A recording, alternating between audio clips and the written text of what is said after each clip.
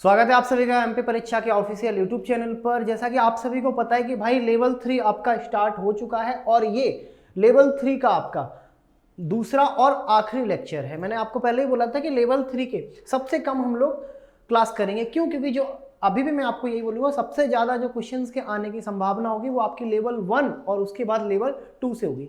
ये तो हम लोग इसलिए करेंगे ताकि अगर एक दो क्वेश्चन आपके एग्जाम में अच्छे लेवल के आते हैं तो उनके साथ आप कैसे डील करो एग्जाम के प्रेशर में, ये चीज़ें आपको सीखनी है। तो बिना देर किए सबसे पहले स्टार्ट करते हैं हम लोग अपना पहला सवाल। पहला सवाल है आपका, रेशमा और उसकी माँ की वर्तमान आयु का अनुपात आपको 9:2 दे के रखा है। 4 वर्ष पहले उनकी आयु का अनुपात आपको 8:1 देखा था। तो अब आपको बताना है कि 4 वर्ष बाद उनकी आयु कितनी होगी। सबसे पहले अगर मैं वर्तमान की बात करूं ना, तो वर्तमान में उनकी जो आयु का अनुपात होगा वो 9:2 होगा। लेकिन जैसे ही 4 साल आप पहले जाते हो, तो 4 साल पहले उनकी आयु कितनी हो जाएगी? 8 और 1, यही होगी। अच्छा याद रखना 2017 में सबसे ज्यादा सवाल आपके प्रॉब्लम्स ऑन एज, आयु से संबंधित, मतलब 40 क्वेश्चन अगर आपके मैथ्स में आए थे ना, तो 4 से 5 सवाल हर शिफ्ट में आपको इस टॉपिक से देखने को मिले। तो यहाँ पर अगर डिफरेंस देखोगे तो डिफरेंस कितने का आएगा? 1 का। और यहाँ पर डिफरेंस देखोगे तो कितने का आएगा? 1 का। और 1 बराबर, ये 1 का डिफरेंस क्यों आया? क्योंकि 4 साल पहले की आपने बात की। 1 बराबर 4 था, तो 4 का मल्टीप्लाई यहाँ करोगे 9 4 36, 4 का मल्टीप्लाई यहाँ करोगे 8। मतलब अब एक काम करो, 4 को यहाँ बढ़ाओ, 4 को यहाँ बढ़ाओ, कितना आएगा आपका? 12, कितना आएगा आपका? 40। 36 और 4 आपका 40। अब इनको आपको अनुपात में लेके जाना है। अनुपात में लेके जाओगे तो किससे काटें? 4 से काटोगे 10 बार जाएगा, 4 से काटोगे 3 बार जाएगा, मतलब 10:3।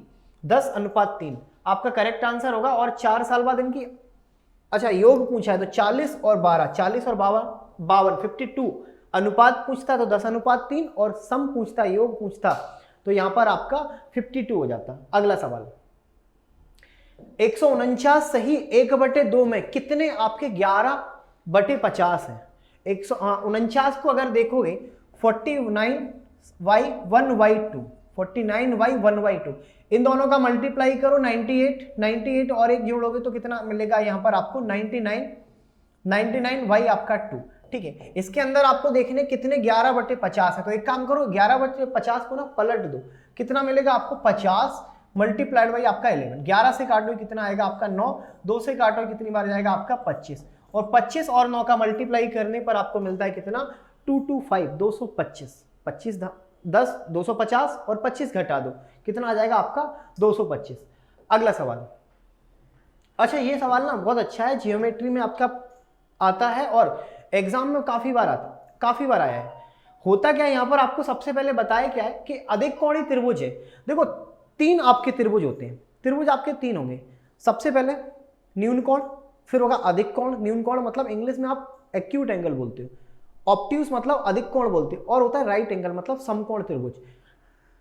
अब होगा क्या? अच्छा न्यून कोण क्या होता है? जिसमें, जैसे न्यून कोण की अगर हम बात करें जिसमें थीटा की वैल्यू आपकी छोटी होगी 90 डिग्री से। अधिक कोण क्या होगा? ये होगा न्यून।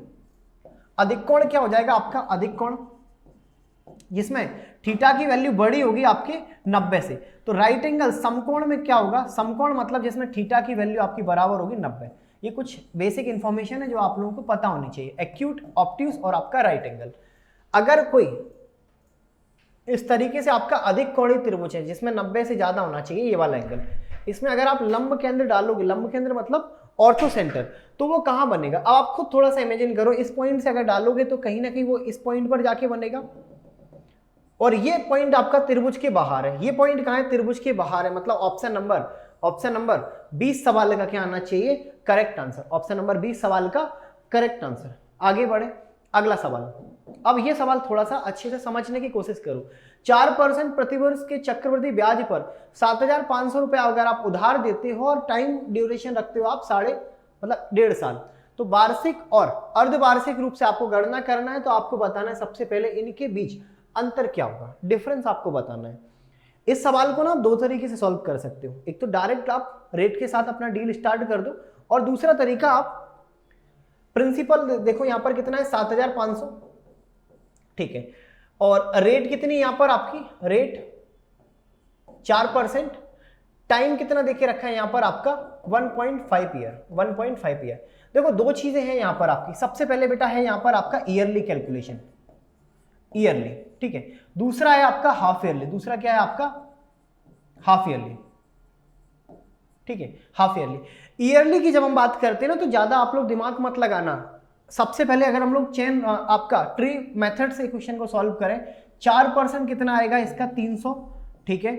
फिर दूसरे साल का ब्याज निकालोगे 300 और यहाँ पर 12। बेटा दूसरे साल का पूरा नहीं चाहिए, केवल दूसरे साल में आपको आधे साल का ब्याज चाहिए, तो 2 से डिवाइड दे दो, कितना आएगा यहाँ पर 150 और यहाँ पर 6, मतलब इन सबको अगर जोड़ दोगे 300, 450, 456, मतलब अगर ईयरली कैलकुलेशन करते तो आपको 456 रुपए का ब्याज मिलता है। हाफ ईयरली में थोड़ी सी चीजें बदलेंगी, बदलेगा क्या कि बेटा ऐसा है, रेट तो आधी हो जाएगी 2% और टाइम डबल हो जाएगा, मतलब 3 साल। हाफ ईयरली में रेट आधी होती है, टाइम आपका डबल होता है, मतलब यहां पर क्या मिलेगा, रेट 150 रुपए, ठीक है। फिर यहां पर 150 रुपए, फिर इनका भी 150 का भी 2%, कितना आएगा 3 रुपए, 150 रुपए, यहां पर 3 रुपए, इनका 3 रुपए और इनका कितना आएगा 3 दूनी 6, मतलब 0.06 रुपए। तो यहां पर अगर देखोगे तो 3 साल में आपको कितना कंपाउंड मिलेगा, 450, 400, 459, यही आएगा 0.06। बेटा इन दोनों का आपसे डिफरेंस पूछा है, इन दोनों का डिफरेंस पूछा है, तो 9 में से 6 जाएगा तो मिलेगा 3.06, 3.06, 3.06, मतलब ऑप्शन नंबर सी सवाल का करेक्ट आंसर आना चाहिए। ऑप्शन नंबर सी सवाल का क्या आना चाहिए, करेक्ट आंसर। आगे बढ़े, अगला सवाल, एक साइकिल का पहिया, ठीक है, एक साइकिल के एक पहिए का व्यास आपका 48 सेंटीमीटर, याद रखना त्रिज्या का डबल व्यास होता है, और इसी तरीके से व्यास की आधी त्रिज्या होगी। कहीं ना कहीं मैंने दोनों बातें घुमा के बोल दी, चलो। और साइकिल की स्पीड आपको देखे रखी है क्या, 88 किलोमीटर पर आवर, मतलब 1 घंटे में 88 किलोमीटर, और अपने गंतव्य तक पहुंचने में इसको 18 मिनट का समय लगता है, 18 मिनट का समय लगता है। साइकिल के पहिए द्वारा लगाए गए चक्करों की संख्या बताओ। बेटा एक बात बताओ, समझना, अगर मैं इस स्पीड के बारे में थोड़ा सा देखूं, यहां पर क्या आएगा 1 घंटे में, ठीक है, अगर 1 घंटे का आप देखोगे तो 88 किलोमीटर चलोगे, ठीक है, 60 मिनट में 88 किलोमीटर चलोगे तो आपको 18 मिनट तक चलना है। 60 मिनट मतलब 1 घंटा, मतलब यही आएगा। अगर मैं आपसे बोलूं आप 18 किलोमीटर चलो तो आप कितना चलोगे, अगर यहां पर आप बोलोगे कि 1 मिनट में कितना चलोगे, अभी पॉइंटों में मत जाना, 88 किलोमीटर चलोगे, 88 किलोमीटर बटे 60, तो बेटा 18 मिनट में कितना चलोगे, 18 मिनट में आप चलोगे 88 बटे 60, दशमलव में अभी जाना मत, ठीक है, इतना आप चलोगे। अब भले ही आप चीजों को और सॉर्ट कर सकते हो, कितना, 6 से काटोगे 3, मतलब 88, ना मल्टीप्लाई करेंगे ना डिवाइड देंगे, इनको ऐसे के ऐसे ही रखेंगे। चलो अब समझना, एक चक्कर में कितना डिस्टेंस 2, पाई मतलब 22 बटे 7, आर मतलब 48 का आधा 24, कितने चक्कर लगाओगे, x चक्कर लगाओगे, तब जाकर 88 मल्टीप्लाइड बाई आपका 3 अपॉन आपका 10 डिस्टेंस को आप कवर करोगे। 22 दूनी 44, 44 दूनी 88, ये होगा, ठीक है। और क्या काटोगे, 3 से काटोगे, 3 दूनी 6, 6 4 24, यही होगा, ठीक है। ये आ गया, 18 मिनट आ गया, ठीक है। अब क्या करोगे, यहां पर अगर देखोगे 2 पाई आर, ठीक है, साइकिल 88, ठीक है, 88 बाई 60 इंटू 18, ठीक है, 18 मिनट लगेंगे, ठीक है। तो यहां पर क्या आएगा, x बराबर कितना आएगा आपका 7 बटे आपका 4 बटे आपका, यहां पर आएगा 7, 4 बटे आपका 10। थोड़ा कैलकुलेशन आपको एक बार देखनी पड़ेगी एक साइकिल का। अच्छा, यहां पर आपको एक चीज थोड़ी सी और देखनी पड़ेगी, ये यूनिट आपको क्या देखे रखी है, किलोमीटर की। यहां पर यूनिट क्या आपकी, यहां पर यूनिट देखोगे तो यूनिट देके रखी बेटा आपको मीटर की, मतलब इन्हें आपको 1000 से मल्टीप्लाई करना पड़ेगा, क्योंकि किलोमीटर से आपको मीटर में भी कन्वर्ट करना है। तो बेटा 0 से 0 काट दो, ठीक है, और 4 से काटो, कितनी बार जाएगा, ये 25 बार। अब तो x चक्कर लगेंगे, 25 मल्टीप्लाइड बाई आपका 7, और 25 और 7 मल्टीप्लाई करोगे तो बेटा 25 सत्ते 175 होता है, 175 होता है, मतलब ऑप्शन नंबर डी सवाल का क्या आना चाहिए, करेक्ट आंसर। अगला सवाल है आप लोगों के सामने कि बेटा 3, 5, 8, 9 और 10 सेकेंड के अंतराल से 5 घड़ियां एक साथ बजती हैं, ठीक है। सभी घड़ियों को एक साथ एक समय पर बजाना है, इसके बाद वो एक साथ कब बजेंगी। ऐसे सवालों से आप बहुत अच्छे से फैमिलियर हो। आपको करना क्या रहता है, 3, 5, 8 और आपका 9 और यहाँ पर आपका 10, इनका ले लो आप एलसीएम। कितना आएगा यहाँ पर 10, ठीक है, यहाँ पर 9 और यहाँ पर 4, यही आएगा, ठीक है, 10, ठीक है, 10 में 5 आ गया, ठीक है, 2 भी आ गया, ठीक है, और 9। और ये आपका आंसर जो आया ना बेटा सेकेंड्स में आया, मल्टीप्लाई मत करना, मिनट में ले जाना है। तो 0 से 0 को काट दो, 3 से काटोगे 3 बार, 3 से काटोगे 2 बार, 2 से काटोगे 2 बार, 3 2 6 मिनट, मतलब यहां पर कितना आएगा आपका 6 मिनट आएगा। 6 मिनट आएगा, मतलब ऑप्शन नंबर ए सवाल का क्या होना चाहिए, करेक्ट आंसर होना चाहिए। ऑप्शन नंबर ए सवाल का क्या होना चाहिए, करेक्ट आंसर होना चाहिए। चलो आगे बढ़े, अगला सवाल है आपका, एक छात्र, एक कक्षा के 40 छात्रों का औसत देके रखा है आपको 16 वर्ष, ठीक है, 10 नए छात्र जुड़ जाते हैं। सबसे पहले इनको निपटाओ, कैसे, 40 छात्र थे, ठीक है, 16 वर्ष इनका एवरेज है, 16 4 64 मतलब 640। 10 नए छात्र बुला लो, 40 से कितने छात्र हो जाएंगे भाई आपके 50 हो जाएंगे। एवरेज औसत आपका 15 वर्ष हो जाता है, तो यहां पर कितना आएगा 15 5 75 मतलब 750। यदि 5 नए, इनमें से 5 छात्रों का औसत आपका 11 है, तो शेष नए 5 छात्रों का औसत कितना होगा। तो सबसे पहले एक बात बताओ, अगर यहां पर इनका डिफरेंस निकालेंगे तो आपको जो 10 लोग नए जुड़े थे उनका सम पता चल जाएगा, कितना आएगा, यहां पर 0, 5 में से 4 जाएगा 1, 7 में से 6 जाएगा 1, मतलब 110 होना चाहिए। और दूसरी बात भैया, इनमें जो 5 छात्र थे ना, इनका एवरेज 11 है, मतलब इनका सम कितना मिलेगा आपको 55 मिलेगा। इनका सम कितना मिलेगा 55 मिलेगा। और 55 का यहाँ पर डिफरेंस निकाल दो, 110 में से 55 घटाओगे तो बेटा कितना मिलेगा 55 ही मिलेगा। और ये बचे हुए शेष 5 छात्रों का सम होगा। एवरेज निकालना है, बिल्कुल निकालेंगे। किससे डिवाइड दोगे, 5 से दोगे, मतलब बेटा आपको आंसर कितना मिलेगा यहाँ पर 11 मिलेगा। 11 मतलब ऑप्शन नंबर वही डी सवाल का करेक्ट आंसर आना चाहिए। ऑप्शन नंबर डी सवाल का करेक्ट आंसर। अच्छा, आप लोग ना जल्दी से कमेंट में अपने आंसर बताओ। ऐसे काम नहीं चलेगा कि मैं सारे क्वेश्चन आपको सॉल्व करके दिखा दूं, खुद आप भी एफर्ट्स डालो, कमेंट में जल्दी से अपने आंसर दो, ठीक है, फालतू इधर उधर की नहीं, केवल और केवल आंसर। अगला सवाल, 36,000 रुपए की राशि को, आपके पास 36,000 रुपए था, ठीक है, इसे आपको 2 पार्टों में डिवाइड करना था। पहला पार्ट ए और दूसरा पार्ट आपका बी। विभाजित करना है 15% प्रतिवर्ष की दर पर 2 और 4 वर्ष का सिंपल इंटरेस्ट बराबर है। मतलब बेटा अगर यहाँ 15% से ब्याज लोगे, यहाँ भी 15% से ब्याज लोगे, लेकिन अंतर क्या है, यहाँ पर 2 साल के लिए लिया और यहाँ पर आपने 4 साल के लिए लिया, और दोनों साल मतलब दोनों पार्टों का सिंपल इंटरेस्ट कहीं ना कहीं बराबर है।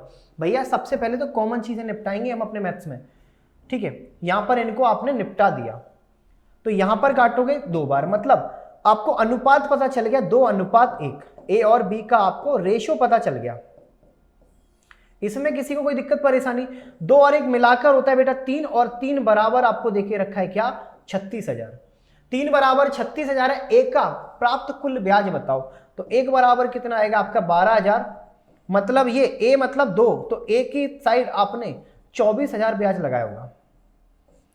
ए का ब्याज क्या निकाल रहे हो, बी का निकाल दो, बात तो बराबर ही है ना, दोनों का ब्याज आपको बराबर ही मिला है। एक की साइड आपने ए के पार्ट के रूप में आपने 24,000 रुपए को इन्वेस्ट किया, ठीक है, और 15% की रेट से किया, और यहां पर 2 साल के लिए किया। 2 जीरो से 2 जीरो काट देंगे, 15 दूनी 30, ठीक है, यहां पर 2 जीरो आएंगे, 24 3 72, मतलब 7,200 आना चाहिए। ऑप्शन नंबर सी सवाल का करेक्ट आंसर आना चाहिए।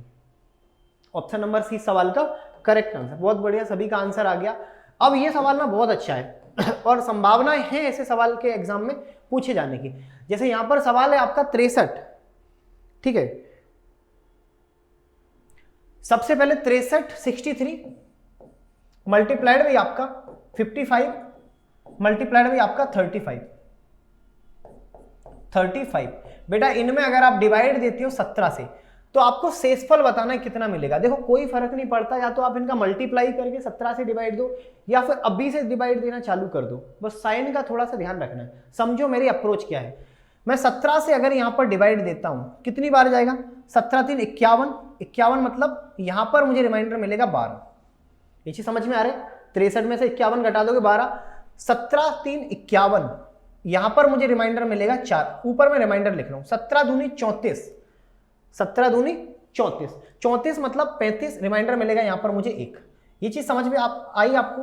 अगर यहां पर प्लस का साइन होता तो प्लस का लगाते, मल्टीप्लाई का तो मल्टीप्लाई लगाएंगे, डिवाइड है तो डिवाइड, जो साइन जैसा हो, साइन के साथ कोई छेड़खानी नहीं।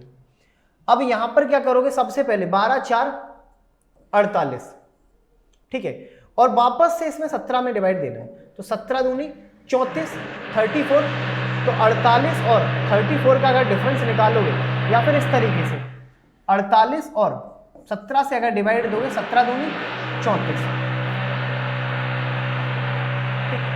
तो यहां पर ऑप्शन नंबर 20 सवाल का क्या आना चाहिए, करेक्ट आंसर आना चाहिए। अब यही अप्रोच आपको रखनी है। अगला सवाल, एक बल्लेबाज अपने कैरियर के 21वें मैच में 151 रन बनाता है और प्रति मैच उसका एवरेज 3 वृद्धि हो जाता है, 3 रन से बढ़ जाता है, तो 21वें मैच के पहले इसका एवरेज क्या है। देखो हमेशा याद रखना, अगर इन्होंने 151 रन बनाए हैं, 151 रन अगर इन्होंने बनाए हैं, अब हुआ क्या समझना, हर मैच का इनका औसत 3 बढ़ गया, हर मैच में इनका औसत 3 बढ़ गया, और टोटल इन्होंने मैच कितने खेल दिए 21, तो यहां पर 63 रन इन्होंने ज्यादा बना दिए, 63 रन इन्होंने ज्यादा बना दिए, तो 63 यहां पर इनको ना घटा दो, 7 और 1 आपका 8, 4 और 4 आपका 8, मतलब यहां पर टोटल कितना 88 आना चाहिए, मतलब ऑप्शन नंबर 20 सवाल का करेक्ट आंसर आना चाहिए। आपको यही बताना है कि भाई बताओ पुराना औसत क्या है। अगर नया औसत पूछता, 21वें मैच के पहले पूछा है, अगर नया औसत पूछता तो बेटा फिर आपको थोड़े से बदलाव करने की जरूरत पड़ती, मतलब यहां पर 3 बढ़ाना पड़ता और ये न्यू एवरेज हो जाता, न्यू एवरेज होता, मतलब 91। ऑप्शन में खैर नहीं है, ये न्यू एवरेज है और ये आपका ओल्ड एवरेज है, ओल्ड ही आपसे पूछा है, ठीक है। चलो आगे बढ़े, अगला सवाल,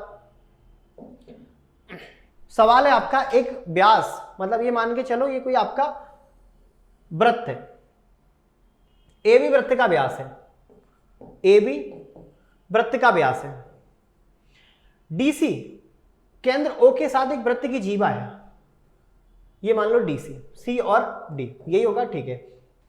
डीसी आपकी समांतर है ए बी के, बी ए सी अगर यहां पर देखोगे आपको कितना मिलेगा 32 मिलेगा। आपको बताना है तो का माप ज्ञात करो, किसका माप ज्ञात करो, एक काम करते हैं, यहां पर नहीं लिखा है लेकिन हम लोग हर एंगल को फाइंड करते हैं। अच्छा एक बात बताओ, अगर मैं इसे यहां से मिला दूं, इसे अगर यहां से मिला दूं तो आपको ये पता होगा कि बेटा ये वाला 90 डिग्री होगा, तो ये आपका ये वाला एंगल आप बता सकते हो, 90 में से ये घटा दो 60, 58 आएगा 58। आपको ये पता है चक्रीय चतुर्भुज के आमने सामने के कोणों का योग 180 होता है, इनको यहां से मिला दो तो ये वाला एंगल आप बता सकते हो। तो 180 में से 180 में से अगर 58 को घटाते हो तो यहां पर 2, 7 में से 5 जाएगा 2, 1 मतलब 122 आएगा। मैं भी आपसे यही एंगल पूछा हूं, शायद आपसे यही एंगल पूछा था, वहां पर थोड़ा सा मिसप्रिंट है। चलो आगे बढ़े, अगला सवाल है आपका, हीना ने 180 रुपए प्रति खिलौने की दर से खिलौने खरीदे और उनके मूल्य में 40% की बढ़ोतरी की और 12% का डिस्काउंट दे दिया, तो आपको बताना है कि हीना को कितने प्रतिशत का लाभ हुआ होगा। ऐसे सवालों में सबसे पहले ये कॉस्ट को हटाओ, गोली मारो, इसे कोई काम की नहीं, क्यों, क्योंकि ऑप्शन भी आपको कहीं ना कहीं प्रतिशत में ही देके रखे। आप ना 180 हटा के बोलोगे हीना बहन जी को 100 रुपए में एक आर्टिकल मिला था और 100 रुपए पर इन्होंने 40% की बढ़ोतरी कर दी, मतलब 140 बना दिया, और अपने पे आए तो 12% का डिस्काउंट भी दे दिया। 12% मतलब यहां पर कितने का जाएगा, अगर 12 और 14 का मल्टीप्लाई करोगे तेरा 168 मतलब 140 पर, ठीक है, 168 रुपए का 16.8 रुपए का डिस्काउंट दिया, तो बेचा कितने में होगा 2, 9 में से 6 जाएगा 3 और यहां पर आपका 2, ठीक है, और यहां पर आपका 1, मतलब 123 रुपए 20 पैसे में बेच दिया। अब आप खुद बताओ, यहां अपने चीजों को बढ़ाया, ठीक है, यहां आपने 12% का डिस्काउंट दिया, तो बेटा ये बताओ कि यहां पर कितने का डिस्काउंट दिया हो या कितने का मुनाफा कमाया होगा, तो 23.2% का आपको प्रॉफिट हुआ होगा। 23.2 ऑप्शन नंबर डी सवाल का क्या होना चाहिए, करेक्ट आंसर होना चाहिए, ऑप्शन नंबर डी सवाल का करेक्ट आंसर। अगला सवाल,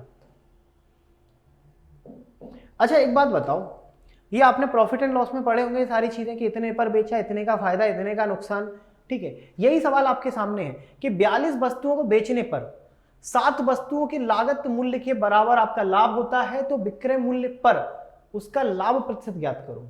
विक्रय मूल्य पर समझना, सेलिंग प्राइस कितना देके रखा है, अगर मैं आपसे बोलूं तो 42 वस्तुओं को बेचने पर, ठीक है, उसकी लागत मूल्य करें, यहां पर लागत मूल्य मतलब कॉस्ट प्राइस कितना देके रखा है यहां पर आपका 42, प्रॉफिट कितना देके रखा है यहां पर आपका, प्रॉफिट देके रखा है 7 रुपए, सेलिंग प्राइस कितना होगा, सेलिंग प्राइस हो जाएगा, दोनों को जोड़ दोगे कितना आएगा आपका 49, यही देके रखा है। अब आपसे पूछे आपको लाभ परसेंट तो बताना है, मतलब प्रॉफिट परसेंट तो आपको बताना है, लेकिन बेटा बताओगे किस पर, लाभ तो आपको 7 रुपए पर हो रहा है, और लाभ नियम कायदे के हिसाब से हमेशा आप कॉस्ट प्राइस पर बताते हो, लेकिन यहां कॉस्ट पर मत बता देना, यहां पर आप विक्रय मूल्य पर बताओगे। किस पर बताओगे, विक्रय मूल्य मतलब सेलिंग प्राइस पर। तो सेलिंग प्राइस यहां पर कितनी आपके 49, तो यहां पर क्या मिलेगा 1/7, और 1/7 मतलब 14 सही, 2/7% इस सवाल का आपका करेक्ट आंसर होगा। सवाल छोटा जरूर था लेकिन कॉन्सेप्चुअल था, ऐसे सवाल आपको उलझा सकते हैं, आपको फंसा सकते हैं, ठीक है। चलो आगे बढ़े, अगला सवाल, एक निश्चित धनराशि साधारण ब्याज की दर से 2 वर्ष में 2/5 गुना अधिक हो जाती है, समान वार्षिक ब्याज की दर से 3 वर्षों में आपको बेटा बताना है 6,000 रुपए प्रिंसिपल पर कंपाउंड इंटरेस्ट कितना मिलेगा, चक्रवृद्धि ब्याज कितना मिलेगा। यार एक बात बताओ, सबसे पहले अगर समझोगे यहां पर 2/5 गुना अधिक हो जाती है, इसका मतलब क्या है, इसका मतलब ये है कि 5 रुपए प्रिंसिपल होगा, 2 रुपए बढ़ गए, बड़े नहीं ब्याज मिला, और 2/5 को आप डायरेक्ट बोल सकते हो कितना 40%, मतलब बेटा आपको टोटल 40% ब्याज मिला, टोटल कितना ब्याज मिला 40%, लेकिन एक साल में थोड़ी ना मिला, 4 सालों में मिला। 4 साल में अगर आपको 40% ब्याज मिला है, कितना 40%, तो एक साल में कितना ब्याज मिलेगा 10%, एक साल में कितना ब्याज मिलेगा 10%। अब रेट आपको पता चल गई उसी ब्याज की दर से, किस ब्याज की दर से 10% की ब्याज की दर से, ठीक है। तो यहां पर अगर देखोगे सबसे पहले आप कंपाउंड इंटरेस्ट, प्रिंसिपल हो जाएगा आपका कितना 6,000, ठीक है, रेट आपकी कितनी हो जाएगी यहां पर 10%,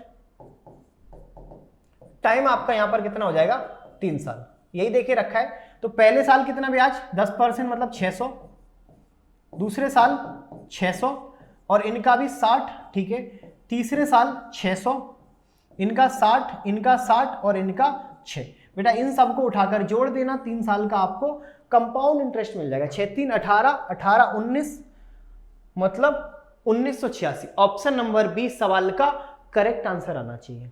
यहां तक कोई आप लोगों को दिक्कत परेशानी, आप चाहते तो कुछ पार्ट इस सवाल का ऑरली सॉल्व कर सकते थे, ठीक है, मन में भी आप कुछ ना कुछ पार्ट सॉल्व कर सकते थे। एक आदमी शांत जल में, शांत जल का मतलब ये होता है कि भाई पानी स्थिर है, जितना भी गति होगी आपकी बोट की होगी, मतलब बोट की चाल यहां पर आपको देके रखा है कितना 12 किलोमीटर पर आवर, ठीक है।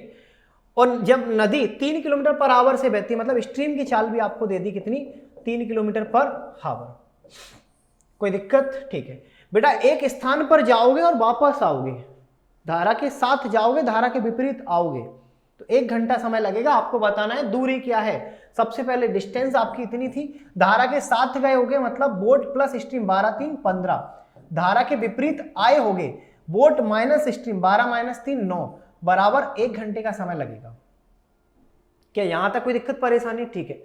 चलो तो यहां पर डिस्टेंस बराबर कितना आएगा आपका 15 मल्टीप्लाइड बाई आपका 9, और यहां पर 15 और 9 को जोड़ोगे तो 24, 3 से काटोगे 3 बार, 3 से काटोगे 8 बार, मतलब 15 3 45 बटे आपका 8, तो ये होना चाहिए आपका डिस्टेंस 45 बटे 8, 45 बटे 8 ऑप्शन नंबर ए सवाल का क्या होना चाहिए correct answer, option number A सवाल का करेक्ट आंसर। अगला सवाल, ए कार्य को 18 दिनों में पूरा कर सकता है, बी 15 दिनों में पूरा कर सकता है, 5, और यहां पर क्या बोला इन्होंने कि 5 दिनों तक काम किया और काम को छोड़ दिया, शेष काम सी ने 5 दिनों में पूरा किया, ठीक है। तो आपको बताना क्या यहां पर सी द्वारा अकेले इस काम को कितने समय में पूरा किया जाएगा, ये आपको बताना है। तो सबसे पहले एक बात बताओ, अच्छा सवाल है, ए 18 दिन, ठीक है, बी 15 दिन, यही आएगा, ठीक है। टाइम देके रखा है। क्या आप टोटल वर्क बता सकते हो? यार बिल्कुल बता सकते हैं। आपने 18 और 15 का एलसीएम ले लो, कितना आएगा? 90 आएगा। तो बेटा क्या आप रेट बता सकते हो? ठीक है, क्या आप रेट बता सकते हो? 5 और इनकी 6। अब आ जाओ क्वेश्चन की कंडीशन पर। उन्होंने एक साथ काम करना शुरू किया, मतलब ए और बी ने एक साथ काम करना शुरू किया, ठीक है, और 5 दिनों तक काम किया। कितने दिनों तक किया? 5 दिनों तक किया, और काम को छोड़ दिया। किसने काम को छोड़ दिया? ठीक है, दोनों ने काम को छोड़ दिया, दोनों ने काम को छोड़ दिया, और शेष कार्य सी द्वारा पूरा किया गया। कितने दिनों में? 5 दिनों में, और काम को सी ने फिनिश किया। यार एक बात बता ना, थोड़ा सा लॉजिक लगाओ। दोनों एक दिन में 6 और 5 11 काम करेंगे। कितना काम करेंगे? 11, और 5 दिन तक करें, मतलब 55 काम किया होगा। 55 काम करेंगे। अब एक बात बताना भाई साहब, 90 काम टोटल था, 90 में से 55 काम हो चुका है, बचा काम कितना? 5। 8 में से 5 जाएगा 3, मतलब 35 काम बचा, 35 वर्क। क्या यहां तक आप लोगों को समझ में आया? जो सी ने 5 दिनों में पूरा किया, एक दिन में कितना करेगा? डिवाइड दे दो, डिवाइड दोगे तो एक दिन में इन्होंने 7 काम किया होगा। मतलब ये तो सीध की कार्य क्षमता आपने पता कर ली। क्या? कि एक दिन में 7 इकाई काम करेगा, 7 की रेट से काम करेगा। बस आपका आंसर आ गया। 90 काम था, 7 की रेट से पर डे सी करेगा 90/7, मतलब ऑप्शन नंबर सी सवाल का यहां पर करेक्ट आंसर आना चाहिए, ऑप्शन नंबर सी। अगला सवाल, ये भी बहुत अच्छा सवाल है। थोड़ा सा इसमें ना लॉजिक लगाना पड़ेगा। रिमाइंडर थ्योरम, विभाजिता का नियम, ठीक है। बताओ, 36 से विभाजित करोगे तो शेषफल रिमाइंडर बताना है। मतलब बेटा यहां पर 71/83, यहां पर प्लस कितना मिलेगा आपको? 73/83, और आपको डिवाइड किससे देना है? यहां पर 36 से। ये है, कोष्टक लगा सकते हैं आप लोगों को अगर तकलीफ ना हो तो। मैंने अभी क्या बोला था, जब मल्टीप्लाई वाला क्वेश्चन हम लोगों ने सॉल्व किया था, वो भी रिमाइंडर थ्योरम था। ये भी आपका विभाजिता का नियम, मतलब रिमाइंडर थ्योरम, मतलब शेषफल प्रमेय, जिसे आप हिंदी में बोलते हो। अगर मैं आपसे बोलूं कि बेटा अगर इनको आप डिवाइड दो, मतलब अगर आप 36 को डिवाइड दो 71 में, या 36 से डिवाइड दो 71 में, कितना रिमाइंडर बचेगा? तो यहां पर आपको 36 दूनी 72 नहीं जाएगा, 4 और एक आपका 5, ठीक है, 6 में से 3 जाएगा 3, 35 रिमाइंडर बचना चाहिए। यहां पर कितना बचेगा आपका? 35 रिमाइंडर, ठीक है। यहां पर अगर देखोगे 36 दूनी 72, 72 और 73, मतलब 1 रिमाइंडर बचना चाहिए। बेटा साइन किसका है? प्लस में, मतलब टोटल आपका रिमाइंडर भी वापस से 36 बच गया। और यहां पर डिवाइड किससे दे रहे हो? 36 से ही दे रहे हैं। अब आप खुद बताओ, अगर 36 से 36 में डिवाइड दोगे तो क्या कोई शेषफल बचेगा क्या? बिल्कुल भी नहीं बचेगा, मतलब शेषफल आपका 0 बचेगा। बहुत अच्छे अच्छे सवाल आपके बनाए जा सकते हैं आपकी रिमाइंडर थ्योरम पे, शेषफल प्रमेय पर, ठीक है, और ये भी उन्हीं में से एक है। चलो आगे बढ़े। अगला सवाल, 5 संख्याओं का औसत आपको देखे रखा है, 6 है। इन संख्याओं में से 3 का औसत 8 है, शेष 2 संख्याओं का आपको बताना है एवरेज क्या होगा। अब ये तो बेसिक सी कैलकुलेशन है जो आप लोगों को आती है। अब करोगे कि आप 5 मल्टीप्लाइड बाई 6 कितना आएगा? 30, ठीक है। यहां पर 3 का औसत मल्टीप्लाइड बाई आपका 8 कितना आएगा? 24। अब इनका दोनों का डिफरेंस निकालोगे कितना मिलेगा? 6। इन दोनों का डिफरेंस निकालोगे 2, तो 2 से डिवाइड दे दोगे तो यहां पर कितना आएगा? 3। मुझे नहीं लगता ये सवाल ऐसा है कि आप लोगों को ना आता हो। ये सवाल आप लोगों ने भी पहले कभी ना कभी किया होगा।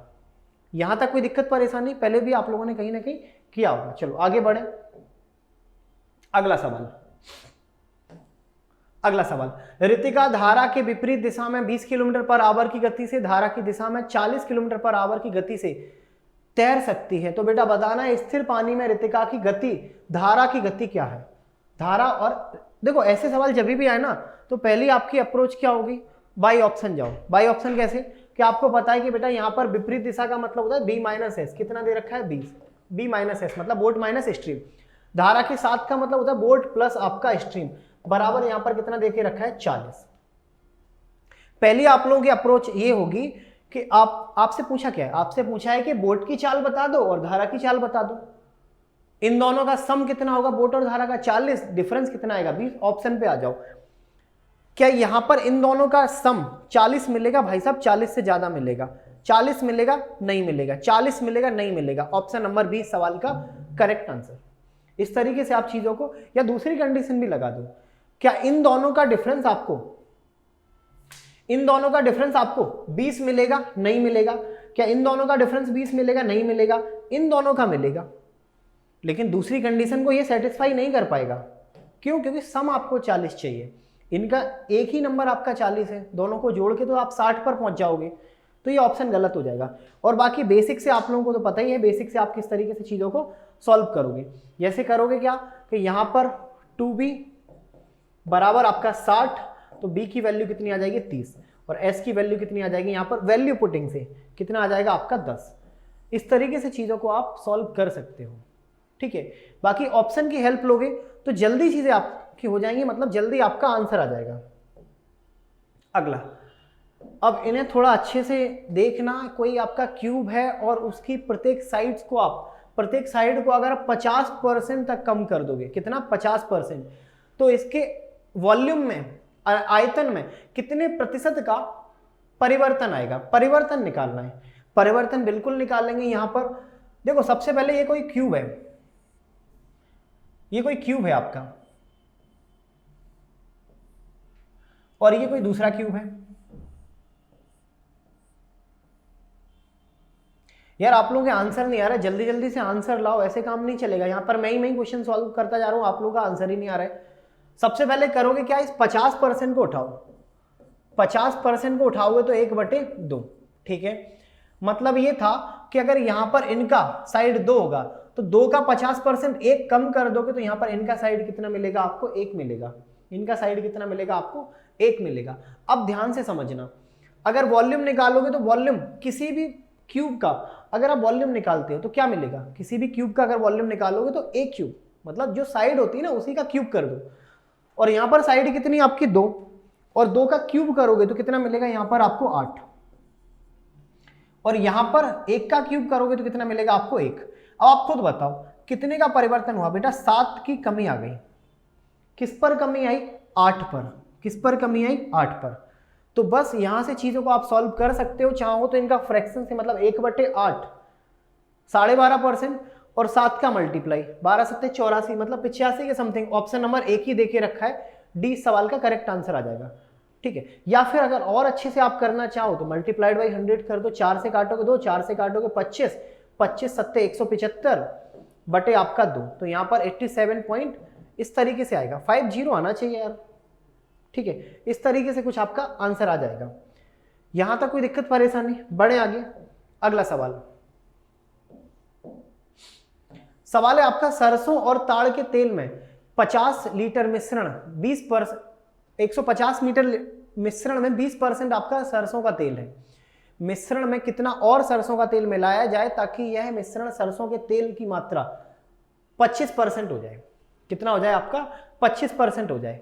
यार एक बात बताना, अगर यहां पर मैं आपसे बोलूं कि 150 टोटल आपके पास क्वांटिटी है, और 150 में 2 चीजें हैं आपकी, एक तो सरसों का तेल होगा, मतलब मस्टर्ड ऑयल होगा, सरसों का तेल, और दूसरा आपका ताड़ का तेल, ठीक है।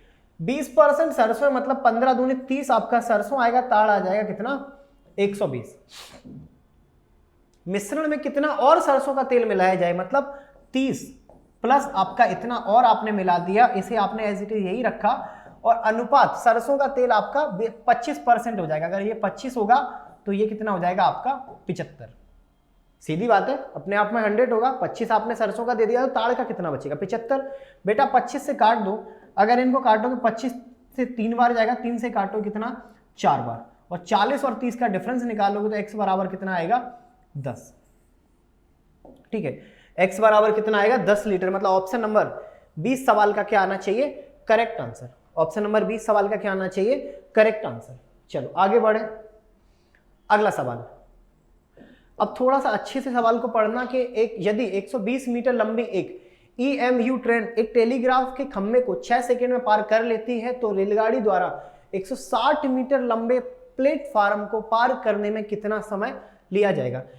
यहां पर EMIU मतलब ऐसे मान लो कोई सिग्नल पोल होगा, ये सिग्नल पोल है, टेलीग्राफ का कोई खंभा है, सिग्नल पोल है मान सकते हो, या आदमी मान लो जिनका लंबाई ना हो, इनका हाइट हो। हाइट तो कोई काम की है ही नहीं। चलो अगर स्पीड की बात करोगे, स्पीड की बात करोगे इस ट्रेन की, तो स्पीड कैसे निकालोगे? सबसे पहले डिस्टेंस कितना देके रखा है 120, ठीक है, और यहां पर 6 सेकेंड, मतलब कितना मिलेगा 20 मीटर पर सेकेंड, 20 मीटर पर सेकेंड। यार एक बात बताओ, इसी स्पीड से अपनी खुद की लंबाई के साथ 160 मीटर और एक्स्ट्रा लंबे प्लेटफॉर्म को पार करने में कितना समय लगेगा? तो सबसे पहले बेटा आप क्या करोगे, टाइम बताओगे। टाइम बताओगे कैसे? 120 और 180, 160, 180, 280, कितना आएगा 280। किस स्पीड से पार करोगे? स्पीड अभी आप लोगों ने निकाली 20 मीटर पर सेकेंड, तो यहां पर कितना आएगा आपका 14 सेकेंड, ठीक है, 14 सेकेंड। मतलब ऑप्शन नंबर डी सवाल का क्या होना चाहिए? करेक्ट आंसर होना चाहिए। ऑप्शन नंबर डी सवाल का करेक्ट आंसर मतलब 14 सेकेंड। अगला सवाल, 25,000 रुपए की राशि पर 30% की रेट से चक्रवृद्धि ब्याज आपको बताना है 2 साल का कितना हो जाएगा। रेट आपको देके रखी है, टाइम आपको देके रखा है, प्रिंसिपल आपको देके रखा है, ठीक है, कितनी होगी मतलब अमाउंट आपको बताना है। प्रिंसिपल 25,000, ठीक है, और टाइम यहां पर कितना देके रखा है आपको 2 साल, और रेट बेटा कितनी देके रखी यहां पर आपका 30%। देखो जब अमाउंट आपसे पूछी ना तो ट्री मेथड के पास मत जाना, फिर आपको रेशियो मेथड के पास जाना पड़ेगा, क्योंकि रेशियो मेथड से डायरेक्ट आप अपना अमाउंट निकाल सकते हो। ट्री में क्या होगा, सबसे पहले आप कंपाउंड निकालोगे, फिर प्रिंसिपल को ऐड करोगे, फिर जाकर आप दोनों को ऐड करके अमाउंट निकालोगे। लेकिन रेशियो से डायरेक्ट आप अमाउंट निकालते हो। कैसे? सबसे पहले 30% को देखो, 30% मतलब 3/10, मतलब अगर ये प्रिंसिपल होगा तो ये इसका कंपाउंड होगा, मतलब 10 रुपए अगर आपने मार्केट में लगाए तो आपको 1 साल बाद रिटर्न कितने का मिलेगा? 13 का, ब्याज सहित, मतलब अमाउंट। बात यहाँ 2 साल की हो रही है, तो 10 फिर लगाओगे फिर 13 मिलेंगे, मतलब बेटा यहाँ पर आपने अगर 100 रुपए मार्केट में लगाए होंगे तो 169 रुपए आपको मिले होंगे। ये प्रिंसिपल है, ये अमाउंट है, दोनों का डिफरेंस निकालोगे 69 आपको कंपाउंड मिलेगा। खैर उससे लेना देना ही नहीं। तो 100 बराबर यहाँ पर 25,000 के बराबर है। 100 डिनोट्स टू आपका 25, मतलब it will be multiplied by आपका 2500, कितने का? 2500 का गुणा किया होगा। 2500 का भी नहीं, एक जीरो और हटाओ, 250 का। कितने का करोगे? 250 का। तो बेटा 250 का उठा के गुणा यहाँ कर दो, करोगे तो लास्ट में एक जीरो आएगा। ऑप्शन के पास पहुंच जाओ, एक जीरो यहां पर है, ठीक है, मतलब ये वाला ऑप्शन आपका गलत हो गया। कौन सा? Option number C. दूसरा 9 5 45, 45 मतलब यहां पर इकाई के बाद आपका अगला 5 आएगा, ये ऑप्शन गलत, ये ऑप्शन गलत। ऑप्शन नंबर ए सवाल का करेक्ट आंसर होगा। पूरा मल्टीप्लाई मत करना, यूनिट डिजिट या फिर लास्ट डिजिट, लास्ट 2 डिजिट, इन कॉन्सेप्ट पर अपनी प्रैक्टिस करो, ठीक है। अगला सवाल, अगला सवाल, सवाल है आपका 3 निष्पक्ष सिक्के फेंके जाते हैं, 2 के चित्त आने की संभावना बनाओ। सबसे पहले सिक्के, सिक्के के फलक कितने होते हैं या सिक्के के फेस कितना होता है? सिक्के के 2 फेस होते हैं, और जितनी बार उछालोगे उन्हें आप पावर बना देना। तो टोटल प्रायिकता आने की संभावनाएं कितनी बनेगी, या टोटल संभावनाएं बनेगी 8। और 2 के चित्त आने मतलब 2 सिक्कों पर, 2 कॉइन पर जब उछालोगे ना तो 2 पर आपको चित्त चाहिए, मतलब हेड चाहिए। अब सिक्के तो 3 है, तो हो सकता है पहले पर हेड, फिर आपका हेड और फिर टेल आ जाए, या फिर हेड टेल और हेड आ जाए, या फिर टेल हेड और हेड आ जाए। ये 3 प्रायिकताएं आपकी बनाई जा सकती, मतलब 3/8। 3/8 मतलब यहां पर कितना आना चाहिए? ऑप्शन नंबर ए सवाल का करेक्ट आंसर, ठीक है, ऑप्शन नंबर ए सवाल का करेक्ट आंसर। आगे बढ़े, अगला सवाल, 2 वर्गों की भुजाएं आपको देखिए रखी है, ठीक है, मतलब एक कोई स्क्वायर होगा इस तरीके से, ठीक है, x, और इनके दूसरे की साइड दे रखी है x+2, और इनका अगर आप एरिया देखोगे ना तो यहां पर मिलेगा x² प्लस x+2 का होल स्क्वायर बराबर कितना मिलेगा? 884। देखो वैसे तो चलो ठीक है सब, लेकिन फॉर्मूले से करने से पहले आप थोड़ा ऑप्शन पर नजर डालना। जैसे अगर यहाँ 20/22 है, इनका स्क्वायर कितना आता है आपका? 400, और इनका कितना आ जाएगा? 484। इन दोनों को अगर जोड़ लोगे तो क्या आपको 884 मिलेगा? बिल्कुल मिलेगा, मतलब ऑप्शन नंबर आपका ए ही करेक्ट हो जाएगा। इसी तरीके से 18 मतलब 3, 24, और यहाँ पर ये नहीं मिलेगा, ठीक है। 16 मतलब आपका 2 5 6 3 नहीं, ये भी नहीं, ये भी गलत, मतलब सारे ऑप्शन आपके गलत हो जाएंगे। और बेसिक से करना चाहो तो बेटा यहाँ पर थोड़ी सी चीजें आपको एक्स्ट्रा सॉल्व करनी पड़ेगी। एक इक्वेशन बनेगी a प्लस बी का whole square a square plus आपका b स्क्वायर प्लस आपका 2ab और बराबर आपका 8 8 4, यही आएगा, ठीक है। तो यहाँ पर 2x स्क्वायर प्लस आपका 4x बराबर आपका यहाँ पर कितना आएगा 8 8 0, यही आना चाहिए, ठीक है। बस यहाँ पर अगर इक्वेशन को सॉल्व करोगे एक्स स्क्वायर प्लस आपका 2x बराबर आपका 4 4 0, ये होना चाहिए, ठीक है, ये आपका होना चाहिए। बस इनको सॉल्व कर लेना, आपको आपका आंसर मिल जाएगा, ठीक है। सॉल्व करने के बाद आपको आंसर मिलेगा, लेकिन ऐसे मत करना, आप डायरेक्ट ऑप्शन को उठाओ और उनकी वैल्यू पुट करो, ठीक है। अगला सवाल, दो संख्याओं का अनुपात आपको देके रखा है, इनका आपको HCF देके रखा है, आपको इनका LCM बताना है, ठीक है। आपको इनका LCM बताना है, कैसे बताओगे समझो। एक कॉन्सेप्ट आप लोगों ने पढ़ा होगा LCM HCF में, वैसे दो ही कॉन्सेप्ट आपको याद रखना है। एक तो संख्याओं का अनुपात का मल्टीप्लाई करके HCF का गुणा कर दो तो LCM मिल जाएगा, और दूसरा आपको याद क्या रखना है, फर्स्ट इंटू सेकेंड नंबर बराबर LCM इंटू आपका HCF। सेम यहाँ पर AB मल्टीप्लाइड बाई HCF बराबर आपको क्या मिलेगा LCM, ये सभी को याद होगा। बस इसी कॉन्सेप्ट में वैल्यू पुट करो, 5 इंटू 7 इंटू आपका 4 बराबर आपका LCM, ठीक है। 5 4 20, 7 दूनी 14 मतलब 140। ऑप्शन नंबर 20 सवाल का करेक्ट आंसर, ऑप्शन नंबर 20 सवाल का क्या आना चाहिए, करेक्ट आंसर, ठीक है। चलो आगे बढ़े, अगला सवाल। अब इसे थोड़ा सा ऑरली सॉल्व करने की कोशिश करो। यदि 5 वर्ष के लिए मूलधन और साधारण ब्याज का आपको रेशियो दे दिया, कितना हो जाएगा 10 और 7, मतलब प्रिंसिपल अगर 10 होगा तो साधारण ब्याज कितना मिलेगा आपको 7। ब्याज की वार्षिक दर बताओ, मतलब एक साल में आपको कितना ब्याज मिलेगा ये आपको बताना है। थोड़ा ऑरली सॉल्व करने की कोशिश करो। जैसे 10 रुपए पर 7 रुपए ब्याज मिला, मतलब 7/10 टोटल कितना ब्याज मिला होगा 70%, और ये 5 साल में मिला। अगर 5 साल में 70% मिला है तो एक साल में कितना मिला होगा 14%। ऑप्शन नंबर डी सवाल का करेक्ट आंसर। अब थोड़ा सा पेन कॉपी से सॉल्व करो। जैसे प्रिंसिपल और सिंपल इंटरेस्ट का आपको रेशियो देके रखा है 10 और 7, ठीक है। मतलब अगर आप देखोगे 7 रुपए का आपको ब्याज मिलेगा किस पर 10 पर, मतलब यहां पर आप बोल सकते हो कि 70% टोटल आपको ब्याज मिला होगा। 70% क्या मिला होगा आपको ब्याज मिला होगा। ये 70% कितने साल में मिला आपको 5 साल में मिला। 70% आपको यहां पर 5 साल में ब्याज मिला, तो एक साल में कितना मिलेगा बेटा, डिवाइड कर दोगे तो एक साल में प्रतिवर्ष आपको यहां पर 14% ब्याज मिलेगा। लेकिन ऐसे सवालों पर पेन मत उठाना, जितना ऑरली सॉल्व करो ना कॉन्सेप्ट उतने ही क्लियर होंगे। तो यहां पर आप ऑरली सॉल्व करो। अगला सवाल, खुशहाल कोई इंसान होगा जो 9 दिनों में 50% काम कर सकता है। जब 50% 9 दिन लेगा तो पूरा काम कितने दिन में करेगा, तो खुशहाल को पूरा काम 18 दिन में करने के लिए मिलेंगे। मतलब आधा काम 9 तो पूरा, ठीक है 18। और नरेश की बात करें, नरेश मतलब 9 दिनों में 1/25 मतलब 25% काम करेगा, और 25% का मतलब कितना है 1/4, और 1/4 मतलब 4 में से एक काम अगर 9 दिन में करेगा तो पूरा का पूरा 4 36 दिन में करेगा। यहां तक किसी को कोई दिक्कत परेशानी, ठीक है। यदि वे 9 दिनों तक एक साथ काम करें तो इस काम का कितना प्रतिशत काम हो जाएगा या पूरा हुआ। टोटल वर्क निकालोगे तो कितना आएगा आपका 36, ठीक है। रेट निकालोगे यहां से कितना मिलेगा आपको 18 दूनी 36, 36 एकम 36। अगर दोनों मिल जाएंगे तो 3 काम होगा एक समय में, ठीक है। और 9 दिन तक 9 3 27 काम हो चुका है। अब आप खुद बताओ 27 काम आपने कर लिया कितने में से 36 में से, मतलब 9 3 27 9 4 36, 3/4 काम आपने किया।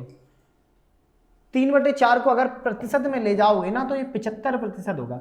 या तो आप मल्टीप्लाई भी 100 कर सकते हो या फिर खुद पता होना चाहिए कि 1/4 होता है 25 और यहाँ 3 का मल्टीप्लाई है या 3 का मल्टीपल है, तो 75% आपका काम हो चुका है। 75% काम हो चुका है मतलब 75% डन। अगला सवाल, ये सवाल थोड़ा अच्छा है। यहां पर आपको बताना है कि आपको कुछ लेटर देके रखे हैं, जैसे 0 1 1 के बाद 2, 2 के बाद 3, 3 के बाद 4, 4 के बाद 5 का उपयोग करके 4 अंकों की कितनी संख्याएं बनाई जा सकती हैं यदि अंकों की पुनरावृत्ति की अनुमति आपको न दी जाए तो। सबसे पहले कितने अंकों की संख्या बनानी है? 4, ठीक है, एक ये हो गया, दूसरा ये हो गया, तीसरा ये हो गया और चौथा आपका ये हो गया, यही होगा, ठीक है। 4 अंकों की संख्या बनानी है, पुनरावृत्ति नहीं करनी, मतलब अगर आपने यहां 0 को लिख दिया तो 0 कहीं और नहीं लिखा जा सकता। अब ध्यान से समझना, ये पहला नंबर है, क्या यहां पर मैं 0 को लिख सकता हूं? बेटा बिल्कुल भी नहीं लिख सकते, क्योंकि अगर आप इस तरीके से कोई 4 अंकों की संख्या बनाओगे ना तो ये एक्चुअली आपकी 3 अंकों की संख्या बन गई, क्योंकि 0 अगर किसी अंक के आगे लिखा हुआ है तो उसकी कोई वैल्यू नहीं होती, तो ये आपका 3 अंकों का हो गया। तो यहां पर अगर मैं बोलूं आपके पास टोटल लेटर कितने, 1 2 3 4 5 6, क्या 6 के 6 यहां पर उठा के रख सकते हो? नहीं, बिल्कुल नहीं। 6 में से 0 आपके काम का नहीं है, 6 में से आपके काम के कितने हो जाएंगे? 5, ठीक है। इन 5 में से एक कोई लेटर आपने फिक्स किया, लेकिन यहां पर 0 रख सकते हो, अभी भी आपके पास 5 ही लेटर बचे हैं, क्योंकि 4 इनमें से कोई एक बचा होगा और एक ये 5, मतलब 5 में से यहां भी कोई आप रख सकते हो। फिर यहां 5 में से एक फिक्स किया तो बचे आपके पास 4, 4 में से एक फिक्स किया बचे आपके पास 3, और इनके आपको करने हैं क्या? मल्टीप्लाई, इनका करना है आपको मल्टीप्लाई। तो 5 5 25, 25 4 100 और 100 और 3 आपका 300, मतलब इन्हें आप 300 तरीके से बिठा सकते हो, 300 तरीके से आप इन्हें बिठा सकते हो, ठीक है। चलो आगे बढ़े, अगला सवाल, निम्न में से आपको बताना है कौन सा नंबर आपका 25 से पूर्णतः विभाज्य होगा। यार एक बात बताओ, 25 से आपको एग्जैक्टली डिवाइड करना है, 25 से। डिविजिबिलिटी रूल क्या बोलता है कि 5 का क्या होगा, ठीक है, 25 का क्या होगा, जैसे मान के चलो 5, 25, 25 के बाद 125, 125 के बाद इस तरीके से आप मल्टीपल बढ़ा सकते हो। जैसे एक और डिविजिबिलिटी रूल आप लोगों ने देखा होगा, 2, 2 के बाद 4, 4 के बाद 8, 8 के बाद 16, 16 के बाद 32, 32 के बाद 64, फिर 128, फिर 256, फिर 512, ठीक है, फिर 1024। इस तरीके से डिविजिबिलिटी रूल आपके बनते चले जाते। इतने काम के नहीं है, आपके काम का केवल ये है, बाकी तो ठीक है, पता होना चाहिए। मैं आपसे बोलूंगा 5 के अंदर कितने 5 होते हैं, तो आप बोलोगे 5 के अंदर एक 5 होता है। 25 के अंदर कितने 5 होते हैं, तो 25 के अंदर 2 5 होते हैं। 125 के अंदर कितने 5 होते हैं, तो आप बोलोगे 3 5 होते हैं। 125 के अंदर 3 5 होंगे। 2 के अंदर कितने 2 होंगे, 2 के अंदर 1 2 होगा, 2 के अंदर 1 2, तो 4 के अंदर 2 और 8 के अंदर 2 होंगे, टोटल 3। ये आपका डिविजिबिलिटी रूल होता है, 5 25 125 4 8। इसी तरीके से अगर बोले कि 16 के अंदर, तो आप क्या बोलोगे 2 की पावर 4, 32 के अंदर 2 की पावर 8। इस तरीके से चीजें आपकी आगे बढ़ती जाती है। मतलब ये है कि अगर आपको किसी नंबर से में 5 से डिवाइड देना है, तो आप क्या करोगे, जितना यहां पर पावर लगा हुआ है लास्ट के उतने ही डिजिट चेक करना, जितना यहां पर पावर लगा हुआ है लास्ट के उतने ही डिजिट चेक करना। जैसे मैंने लिखा 1 2 3 4 5, आपको अगर इसे 5 से डिवाइड देना है तो आप लास्ट का केवल एक डिजिट 5 से चेक करोगे, लास्ट का केवल आप एक डिजिट 5 से चेक करोगे। और यही से आपको 25 से देना है तो लास्ट पावर कितनी दो, लास्ट के 2 डिजिट चेक करना। 125 से देना है तो लास्ट के 3 डिजिट चेक करना। और सेम कॉन्सेप्ट आपको 2 4 8 16 32 64 128 256, ठीक है, 512 1024 2048 इनके साथ करना है। तो यही आपको कॉन्सेप्ट याद रखना है कि 25 मतलब लास्ट के 2 डिजिट, लास्ट 2 डिजिट आपके एग्जैक्टली डिविजिबल होना चाहिए किससे, 25 से। क्या लास्ट के 2 डिजिट ये 25 से जाएगा, बिल्कुल भी नहीं, ऑप्शन गलत। क्या ये जाएगा, बिल्कुल भी नहीं, ये भी गलत। क्या ये जाएगा, बिल्कुल भी नहीं, ये भी गलत। हाँ ये जरूर जाएगा, 25 3 75, मतलब ऑप्शन नंबर सी सवाल का क्या होना चाहिए, करेक्ट आंसर, ठीक है। ऑप्शन नंबर सी सवाल का क्या होना चाहिए, करेक्ट आंसर। चलो आज की क्लास का आपका ये लास्ट सवाल है। एबीसी आपको देखे रखा है क्या, एंगल ट्रायंगल एबीसी में एंगल ए 54 देखे रखा है आपको। यदि त्रिभुज का अंतः केंद्र आई है तो बीआईसी की आपको बतानी है वैल्यू क्या होगी। सबसे पहले अगर यहां पर कोई आपका ये इस तरीके से कोई ये आपका एंगल है, ट्रायंगल है एबीसी, जियोमेट्री में इन सेंटर की प्रॉपर्टी में ये सवाल आपको मिल जाएंगे, ठीक है। यहां पर अगर मैं आपसे बोलूं ये इन सेंटर आपका आई था, आपको वैल्यू बतानी है BIC, तो आप कैसे बताओगे? अगर मैं आपसे बोलूं VIC की वैल्यू बताओ, अगर मैं आपसे बोलूं AIC की वैल्यू बताओ, अगर मैं आपसे बोलूं AIB की वैल्यू बताओ, तो बेटा याद रखना 90 डिग्री में शीर्ष कोण का आधा जोड़ देना। 90 डिग्री में शीर्ष कोण यहां पर कौन सा होगा? A का आधा जोड़ देना। यहां पर भी 90 डिग्री में शीर्ष कोण मतलब AIC, शीर्ष कोण होगा B, इसको आधा करके जोड़ देना, ठीक है। और यहां पर कितना हो जाएगा? AIB 90 डिग्री में शीर्ष कोण क्या हो जाएगा आपका? आधा, मतलब C का आधा। ये थोड़ी सी प्रॉपर्टी आप लोगों को याद रखनी है, थोड़ी सी चीजें आप लोगों को याद रखनी है, बस उठा के रख दो। अगर ये आपको 54 देके रखा है, कितना? 54, और ये एंगल आपको बताना है, तो ये एंगल आप कब बता पाओगे? जब 90 में इसका आधा, 54 का आधा कितना आएगा आपका? 27 को जोड़ देना, तो कितना आएगा आपका? 117 मतलब ऑप्शन नंबर डी सवाल का क्या आना चाहिए? Correct answer.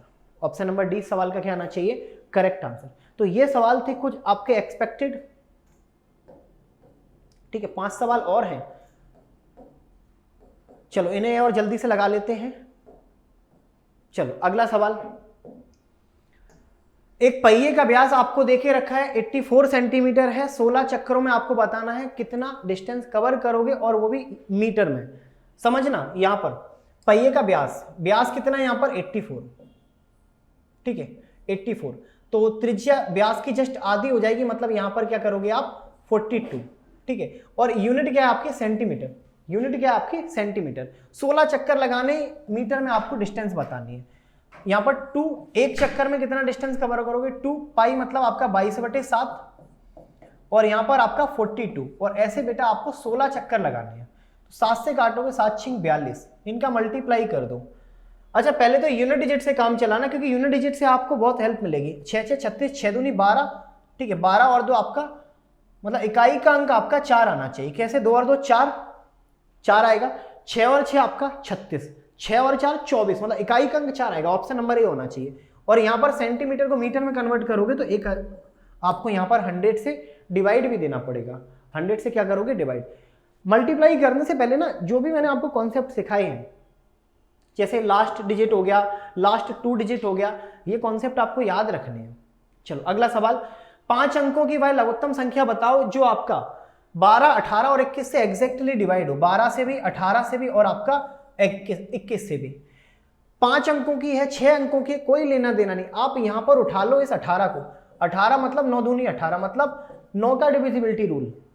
9 मतलब संख्याओं के अंकों का योग 9 होना चाहिए। 2 और 3 5 5 10, हटा दो, ऑप्शन गलत, ठीक है। 4 5 6 7 8 9 10, हटा दो, ऑप्शन गलत, ठीक है। 6 और 2 8, ठीक है। 8 और 8 16, हटा दो, ऑप्शन गलत। ऑप्शन नंबर ए सवाल का करेक्ट आंसर। 90% सवाल आपके डिविजिबिलिटी रूल से इस टाइप के सवाल होंगे, ठीक है, सवाल आपके सॉल्व होंगे। अगला सवाल, अच्छा यहां पर आपको मिनिमम वैल्यू बतानी है, न्यूनतम मान। बेटा ऐसी कंडीशन में ना आपसे 2 चीजें पूछी जाएंगी, एक तो मिनिमम वैल्यू बताओ, और दूसरा आप मैक्सिमम मतलब अधिकतम मान बताओ।